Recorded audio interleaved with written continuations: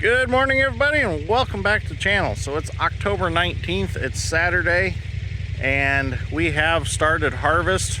We've been actually harvesting for about a week now. Dad's been doing it behind the scenes with a lot of other things that have been going on behind the scenes because I just can't get around to video at all.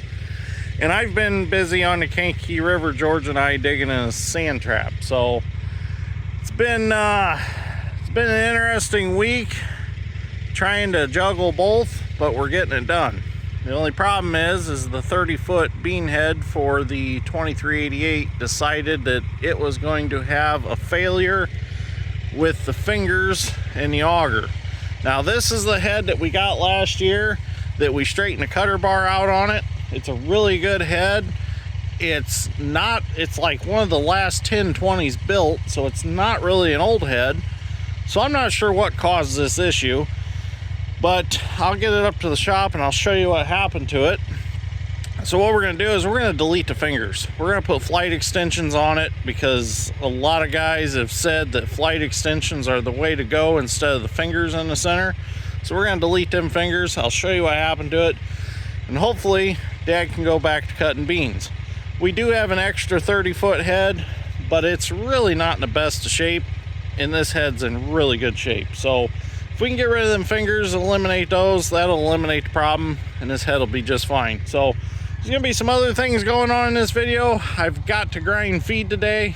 I'm behind on that, so I've got the 720 put on my feed grinder. Usually use my 620, but something happened with the power steering pump. Haven't had time to work on that, so I decided I'll just swap it over to Dad's 720 diesel John Deere, and that's what we'll grind feed with today. Then we're going to be putting in some wire for the new shop.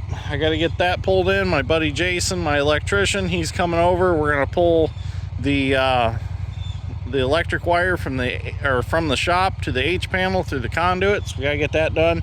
Then we'll have power in the shop. So, little spoiler alert, everybody's been wondering what was going to be the first machine in the shop to be worked on. The John Deere 9650 combine is in the new shop. I've been working on it behind the scenes.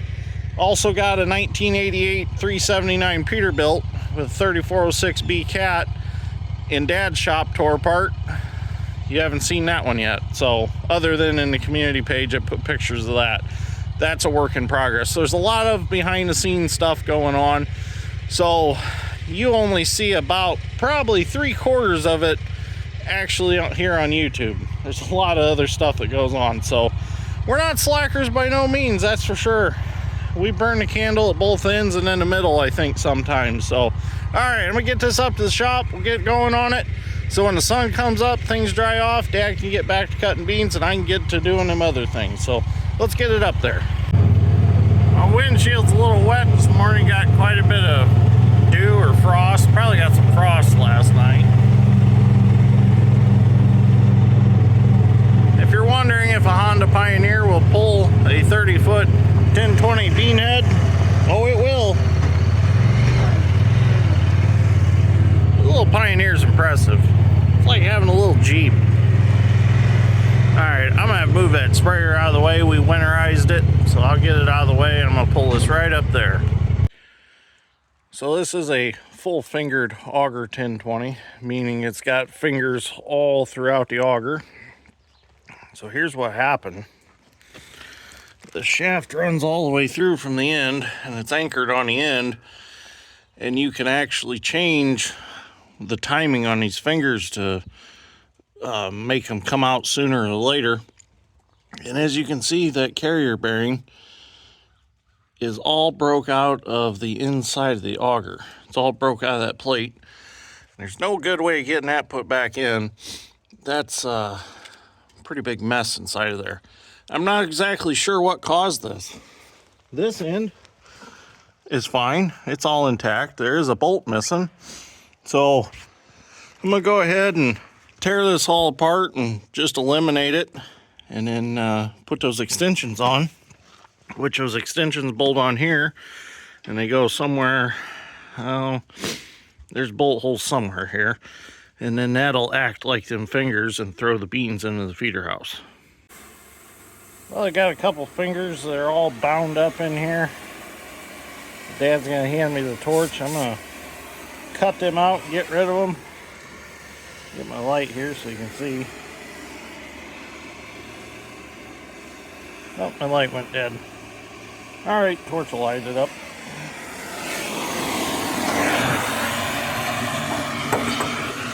There, right here. Go ahead and just burn them out.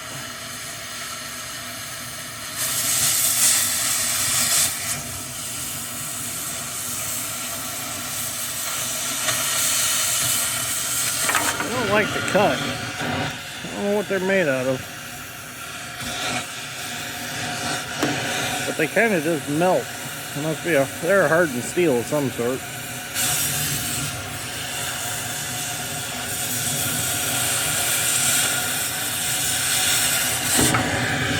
There we go. That relieved the pressure on everything. We'll get the smoke out of here, and I got the rest of the fingers pulled out. Just pull the little hitch pin clips out and pull them out. So we just about got this tore apart in the center. I think we'll take a few bolts out and we should be able to get the rest. Well, I got the bolts out of this bar. Here's one piece. Kind of acts like a cam deal with these.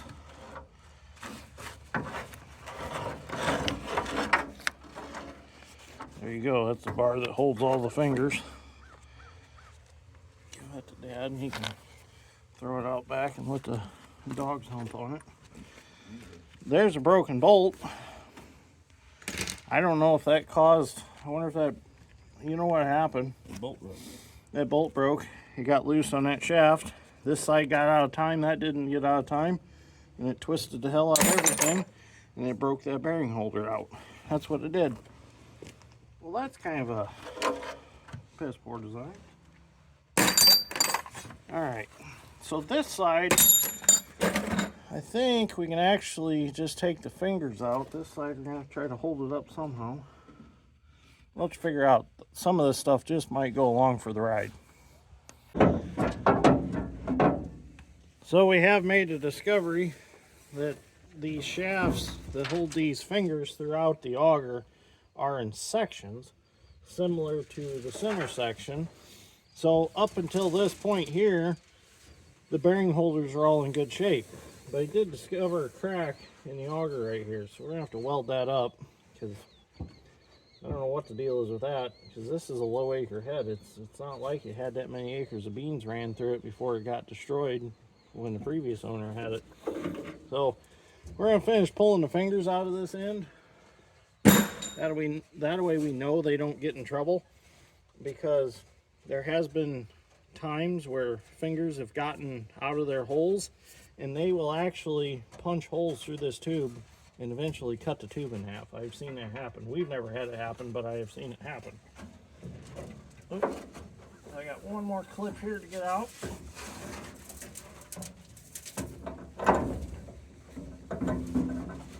Just like a hitch pin clip, and then your finger comes out. So now I can go ahead and take the bolts out of these cast iron arms that actually hold shaft to shaft, and then maybe, possibly, figure out how to get that shaft out of the head. Well, I was going to take these apart, but it looks like apparently this set with bean dust and got wet, and they're all rusted up and they're stuck and can't get them apart. So they'll come apart if they're liquid. Dad's getting the torch.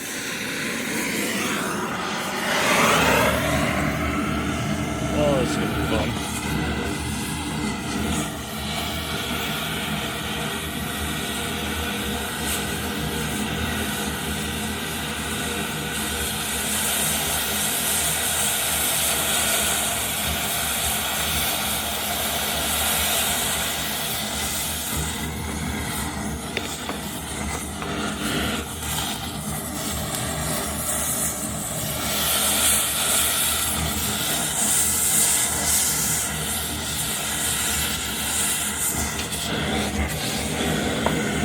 Oh, it's smoking.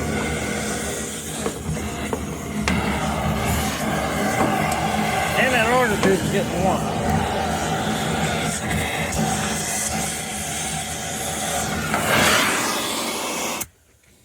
Where's your blower at? Got really smoky really quick.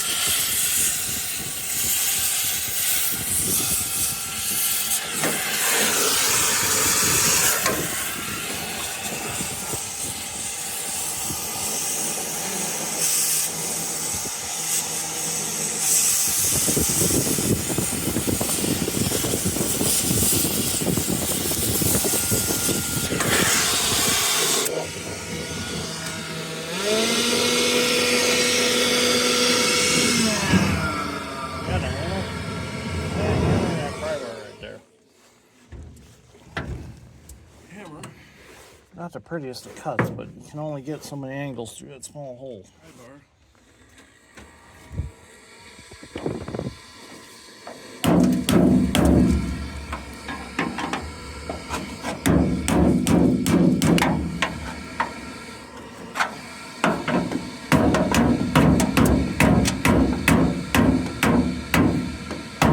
That's loose, it'll pull off there. Alright, it's all loosened up.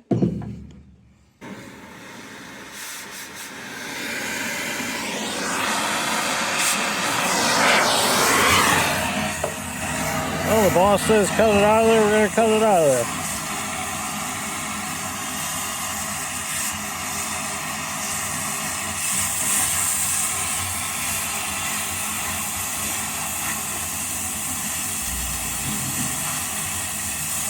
Not a very big tip in this torch.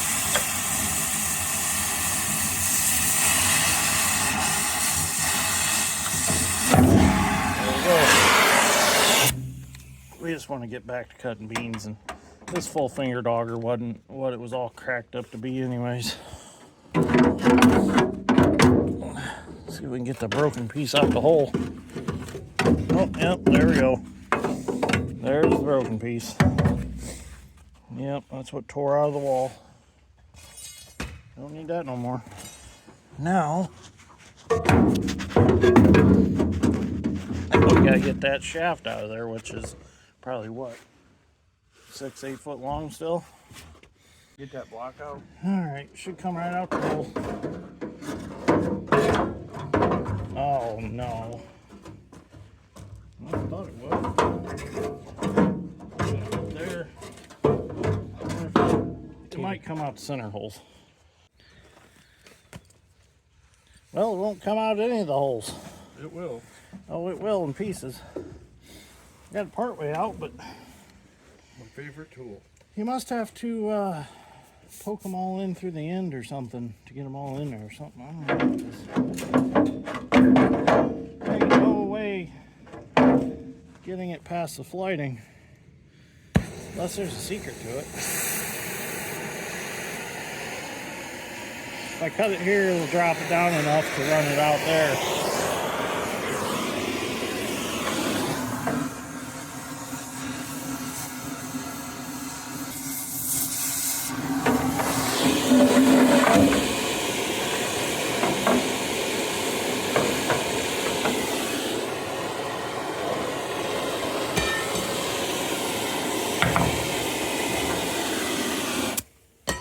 There it is, although I had to cut that video short because copyright violation of Dad's ringtone. Oh, shit. Well, everything's cleaned out of the auger. It turns nice, it's quiet other than just some soybeans in there and stuff. So Dad and I are gonna go ahead and put all these covers back on. So these are, a little fun fact, these are called spring nuts for those of you who don't know what these are called. Them go in there and then the bolt goes through it and it holds the cover on. I wasn't sure what they were called. I called them threaded clips, but the technical name is a spring nut. So we went down to the case dealer, and they actually didn't have these, but Napa had them. So if you need them, or you can get these off Amazon, and these are rusted out, threads are junk in them. The elevator can have that. But these needed new bolts in them because the threads were all nasty. So we got all new. We're going to put all these covers back on. I got my carriage bolts that I needed to bolt these flight extensions on. These are what are going to take place of the fingers. That's that side. I need the other one for this side. This bolts on like so. I got to turn the auger so I can get it on there, and I got to drill a hole, and then we'll get them put on. I'm going to start bolting these flight extensions on. Get one side done. I got to go meet with Jason pretty soon to get that wire pulled in. These just simply go on like this. Just like so.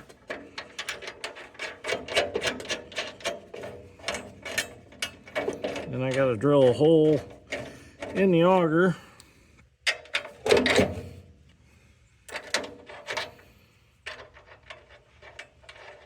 These actually came off my 25-foot head that I run on my L2 gleaner.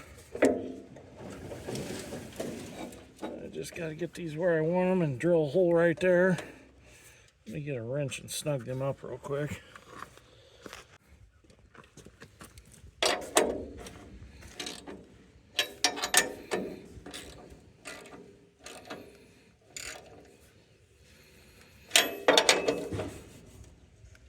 There we go. Now we see where we need to drill our hole. Go ahead and start with a small drill bit.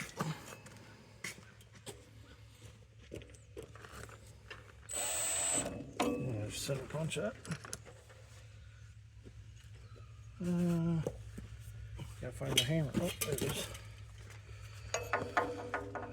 Go ahead and center punch that right there.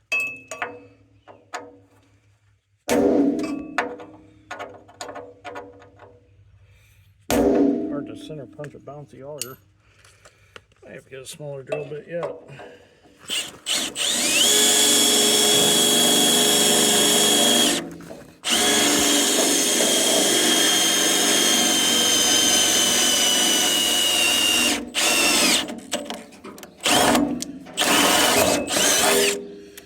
I gotta get a 1/2-inch drill bit and drill that a little bit bigger.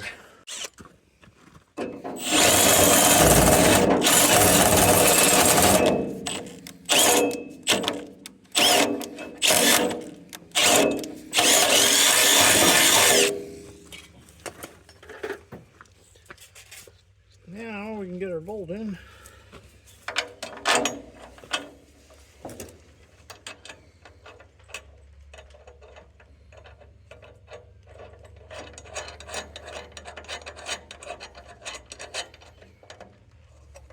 We can tighten that up. Well, now with no fingers in there, we can get the little impact in there. Nothing in our way now.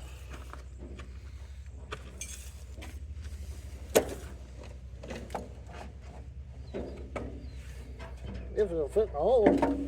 There we go.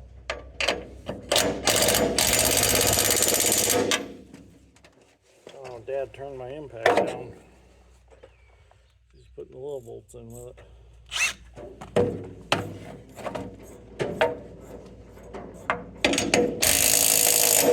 That's better.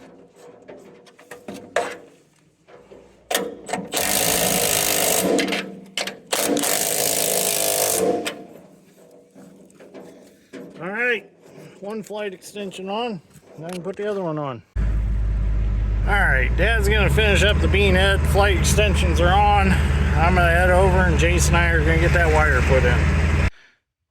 So we're over at the property now, and I got the 220 moved over to the H panel because we're gonna hang a pulley from it, and we're gonna hang a pulley from the 17 mini excavator in the shop. And with those pulleys, we're gonna use that to pull the wire through the conduit. the pulley will run, or the wire will run up over the pulley and go down in a conduit, and then it'll come out up here and go up over the pulley, and that makes it easier to pull it in. I've never pulled wire through conduit, so I'm going to learn today. Jason's going to show us how. So once we get that done, then Jason can get everything wired up between the H panel and the shop. I'm going to have him get some outlets and stuff put in there. I'm going to have him do this whole wall right here to get me started. And then when things slow down, I'm going to have him come back and do the other walls and the rest of the electric in the shop.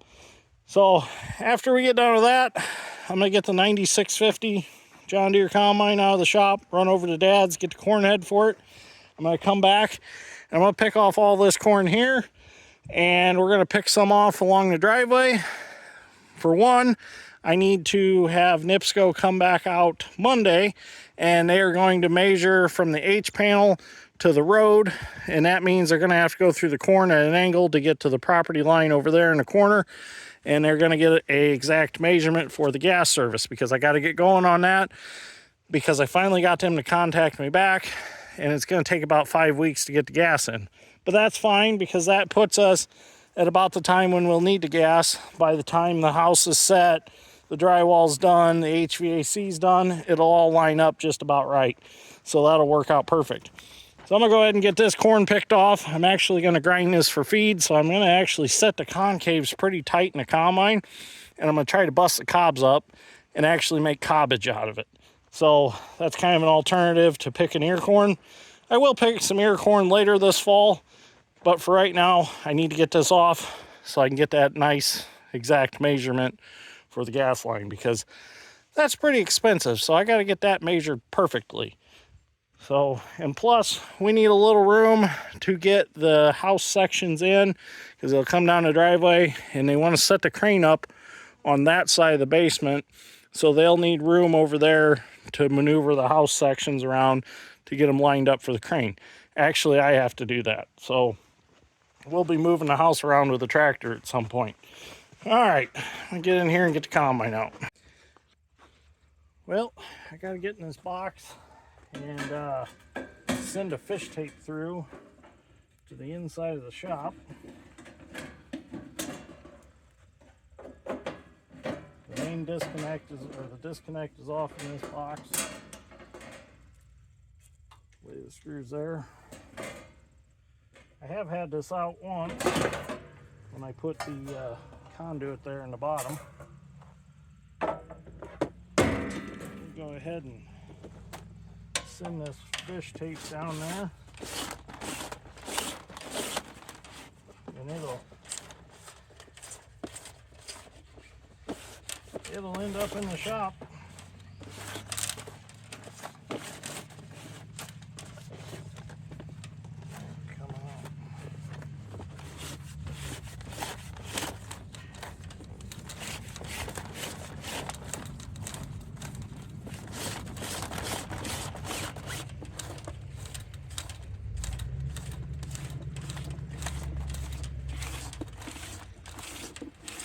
There we go. 250 foot of fish tape here, so at a certain point I'm gonna have to go see how far it is. Wait till Jason yells.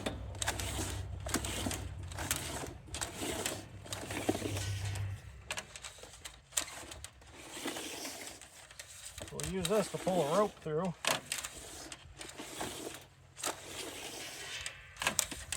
And we'll use that rope to pull our wire through.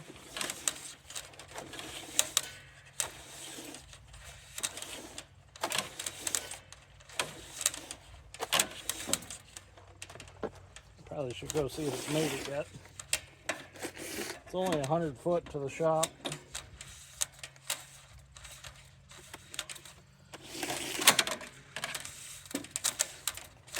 I don't see it coming out the walk door yet.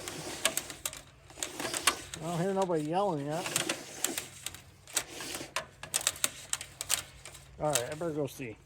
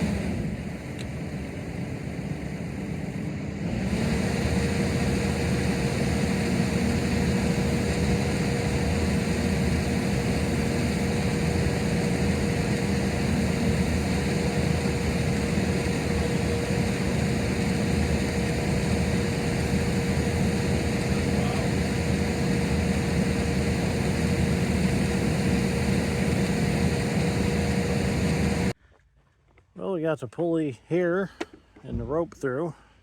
So now we'll go in the shop. All right, so we're getting set up to pull here. We're gonna pull it in with the Bobcat. We got the 17 in here with the pulley on it. I'm gonna go ahead and set this camera up over here somewhere.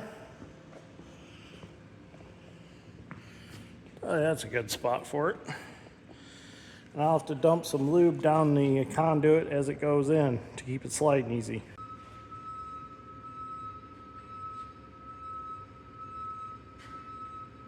It's going. Yep, it's going. Okay. Yep, it's going. Hey, have your connection wire swing this hole over a tiny bit, will you please? Okay, keep coming. Yeah, that was real good, Bill. Okay.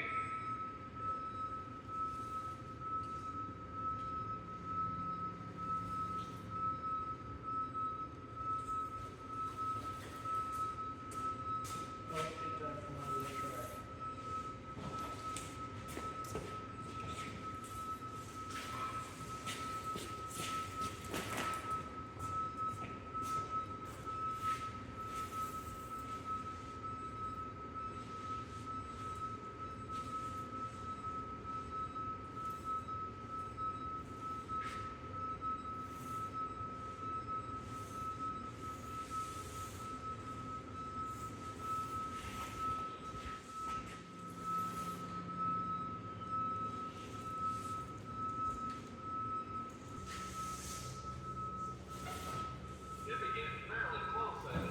Yeah. Yeah, I think it's going off. Oh yeah, we're getting close. Yeah, keep going. I'm going to pull about 3 or 4. I'm going to pull some extra footage. Okay. I'm going to go up through the block even a little bit. It'll pop through down.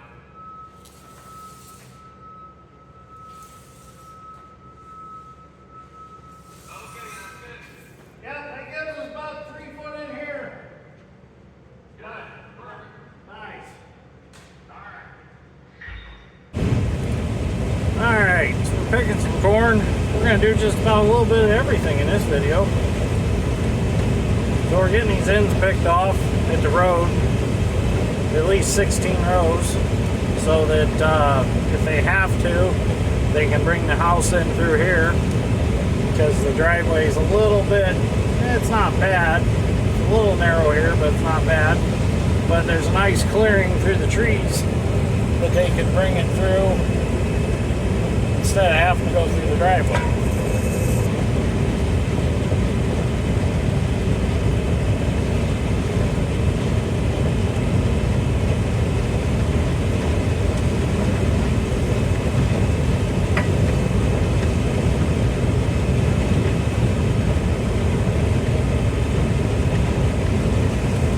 Alright, that's as far as we're gonna go. My goal was just to pick off enough today to get everything out of the way for the house and the gas line.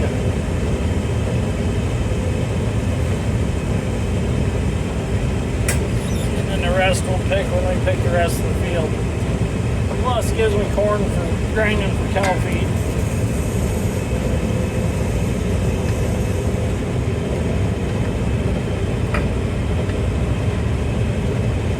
Cobs aren't very big, so they're not really busting up like I wanted to put them in the hopper, but that's all right.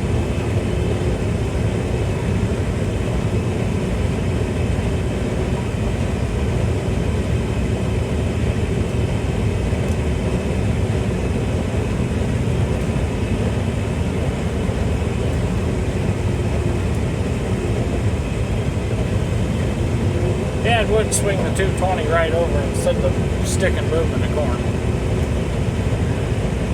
I'll have to get out and move it before I can pick there.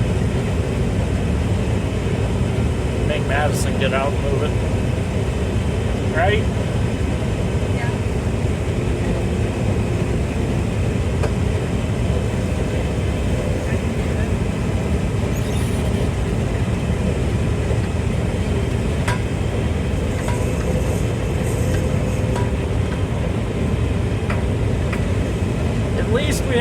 electric in the shop now. It's only one receptacle for right now, but at least we don't have to drag extension cords from the H panel in the shop. So Now you're never going to come home. nope, never gonna come home now. Jason's got a couple houses to wire. After he's done with that, he's gonna come back and get going on the rest of the electrical.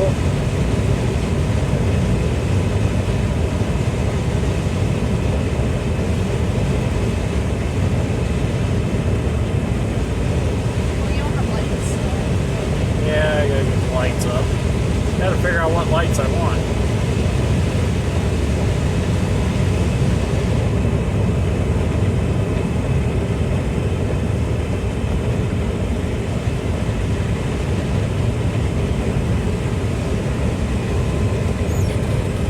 I don't even know what the moisture is on this corn. I'd say it's probably around 20%. I grind it for feed anyway, so I really don't care.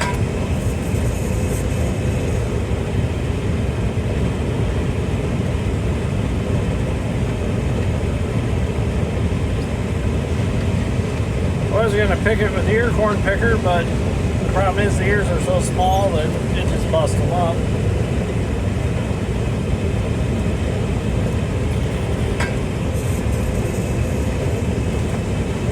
Well, I guess I can officially say I started picking corn. Dad's still cutting beans.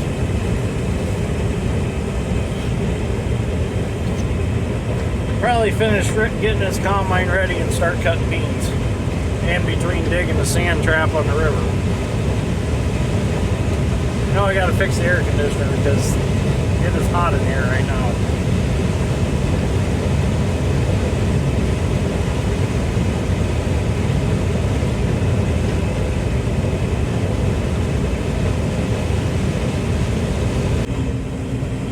Well, down to my last few rows here. I'm not going to pick all this corn off because I've already got probably more than I need for a half a batch of feed. I don't want to get too much because we're not actually picking corn yet. So I don't want to just take a little dab to the elevator. So I'm just going to get what I got now, and it should be plenty. I'll run home and get my seed tender, and that's how I'll auger it in that feed grinder. Because I was thinking about that, I'm like, how am I going to get it in a feed grinder? Because my gravity box wagon's full of rye right now. My other wagon and my flare box, they both have ear corn from last year in them. I'm like, how am I going to do this? So I thought, well, I'll just go get the seed tender, stick the tube in the hammer mill on the feed grinder, and that's how I'll do it. It worked perfect. So, alright, I'm going to go grab the seed tender, come back, dump the combine.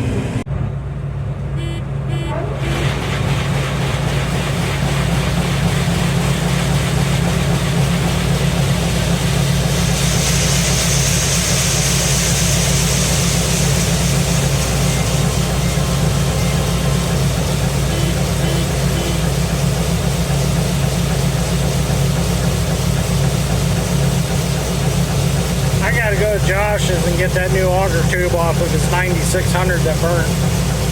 Replace the end of this one. Or wrap some tape around that. Forgot about that.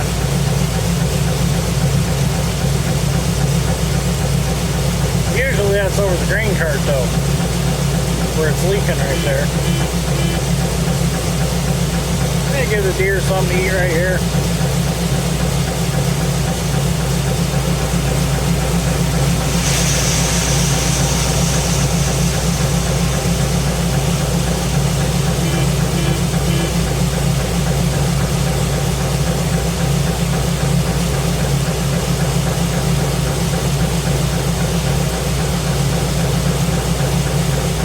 I did wash the seed tender out, so there's no seed treatment in there.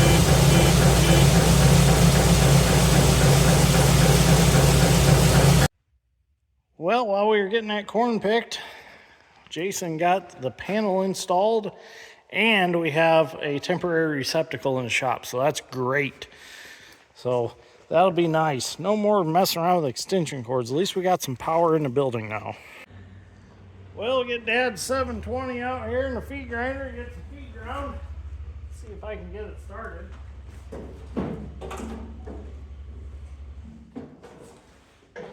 Dad's baby.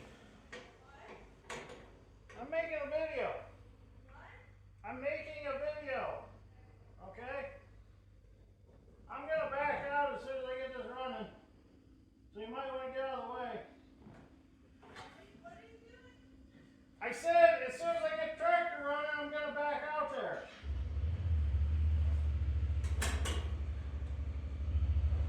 Get married, they said. It'd be fun, they said. Oh, wrong button.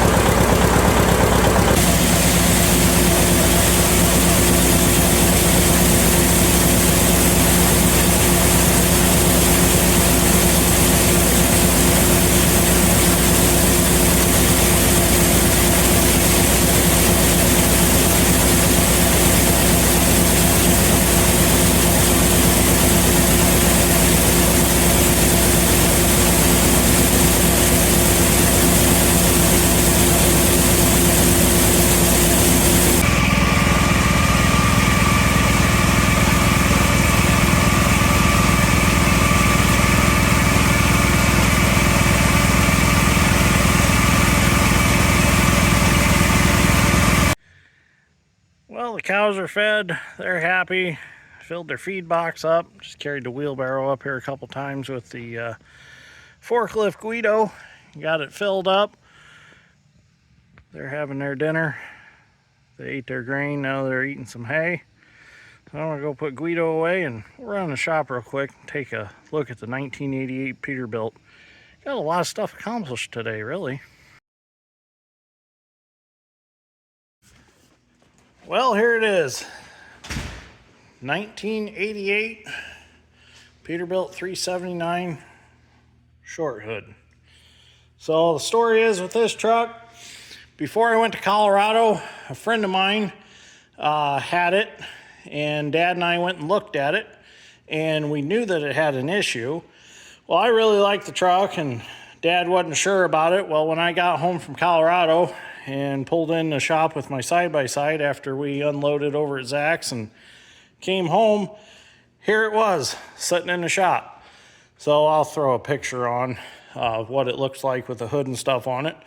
But it's got, it was a sleeper truck at one time, and they put a day cab kit in it.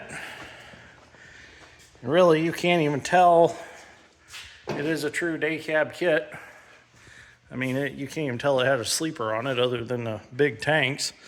But what had happened to this truck was a woman driver was driving it, and nothing against women drivers or anything. It's just I'm telling the story how it went.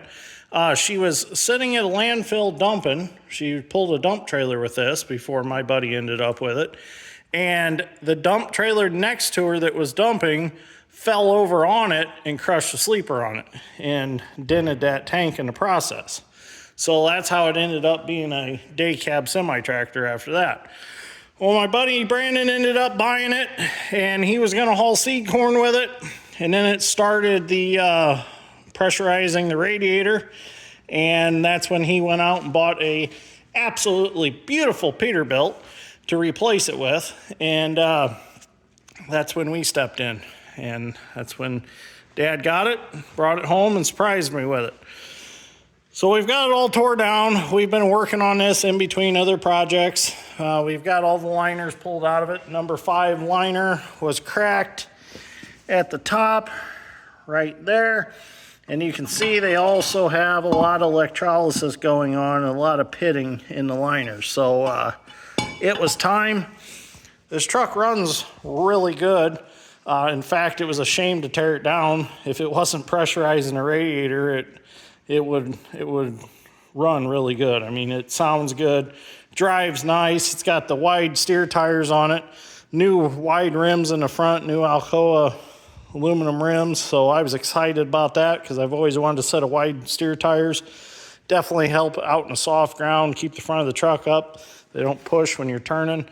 But really nice truck for its age. Brandon done a lot of work on the interior. I mean, the doors shut real nice. They're nice and tight. They don't rattle. It's not a bad old truck, so I was excited to get it, although it's not a tilt steering wheel. The other 379 we have is tilt steering wheel. But big pipes. I'm going to go ahead and cut these off. I'm going to slant cut them, get rid of the curve at the top. I'm going to shorten them. They're way too tall. I'm going to change the visor. I'm not a big fan of sitting in the basement and having a really low drop visor. So I found a couple that I really like that are kind of angle up towards the center and give you a lot more view out of the windshield, but not a bad old truck. I'm excited to get it back on the road, haul some grain with it. Be a nice low boy truck. It is a hair long, but Dad said it turns on a dime, so that'll be fine. So, all right, well, that'll be it for today. Here's a pile of parts from it. We're getting everything, we're gonna get everything cleaned up and get everything reassembled. There's quite a bit here. So we're gonna do an end frame on it. We're not gonna go any farther than this. We are gonna roll up some new crank bearings in it, and we're gonna go from there. We're not gonna actually pull it out because really, it looks like it wasn't too long ago that it had an end frame in it. So I don't think we need to go any farther than this. So we'll see what happens. Got a friend that's a cat mechanic. He's gonna come look at it. just look things over real good, and then we'll see what he says. If we can throw it back together, we're going to throw it back together. I mean, if it needs to come out for some reason, we'll take it out. Might even find a 3406C to swap in it. 3406C has a little bit wider main bearings. I think they're a 1/4 inch wider than a B model. So it's a little bit heavier built lower end. Be kind of cool to swap it out for a 6NZ, and then it's a pretty simple motor. The 3406B is a very, very good, dependable motor, but it's also kind of complicated. There's some differences between the new ones. The 6NZs, you can do the crank or the camshaft without pulling the whole front cover off. You can pull the crank or camshaft out. These, you got to pull the whole front cover off to get the cam out. These have a timing advance and things like that, where the 6NZ don't. 6NZ don't have push rods. The cam's all in the head. Different injector situation than the B models, C models. So a little different, but you just can't beat the dependability of a B model. They're a bulletproof engine as long as you don't push them for horsepower. This one, he had it cranked up a little bit, or the previous owner had it cranked up, because it smokes. It definitely, it's a good running truck the way it is. We might have to turn it down, probably turn it down to 450 and leave it alone. It's probably around 500 right now, so, and that's too much unless we put a pyrometer in there and keep a real close eye on it. But anyways, thanks for watching. I greatly appreciate it. See you all in the next one. Hopefully you enjoyed this episode. If you did, give me a like and a subscribe, and be looking for this truck to return.